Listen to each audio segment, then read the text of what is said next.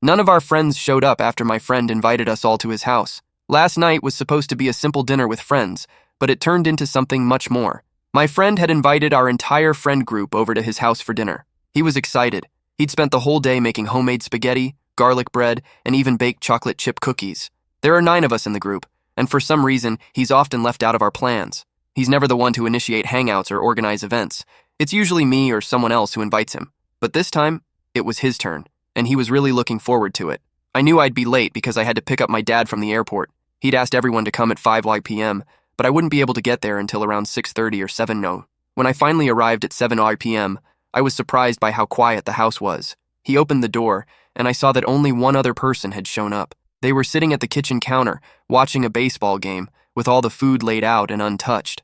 I asked where everyone else was, and he told me they either canceled at the last minute or just hadn't shown up yet. We decided to wait another hour, hoping more people would arrive. But no one did. We ended up eating in near silence, the sound of clinking forks against plates filling the awkward gaps in conversation. After we finished eating, my friend got up to clear the table. While he was in the kitchen, I leaned over to the other person and said, "We need to tell him that the group excludes him from events." She hesitated, worried about hurting his feelings, but I insisted. It was clear that the people he considered friends didn't feel the same way about him, and he deserved to know. We walked into the kitchen and asked him to sit down. When he did, we told him the truth, that the others didn't come because they didn't want to, for reasons we couldn't explain. I could see the hurt in his eyes as he processed our words. My friend then revealed something that shocked me. There was a separate group chat that he wasn't a part of, the one that everyone else used to make plans. I hadn't known about this chat, and the revelation hit me hard. It made me wonder what else I didn't know, and what might have been said about me. She tried to comfort him by saying he's a good-looking guy with a lot of interests, and that there are plenty of people out there who would love to be his friend.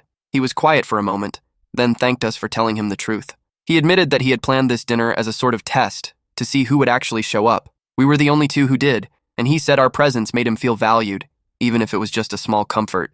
We spent the next hour talking, trying to lift his spirits.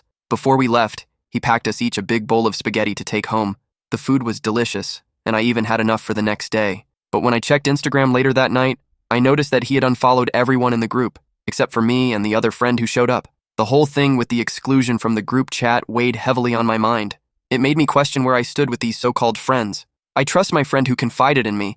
We've known each other since freshman year of college, and she's never given me a reason to doubt her. But the rest of them? I wasn't so sure anymore. This afternoon, I made a decision.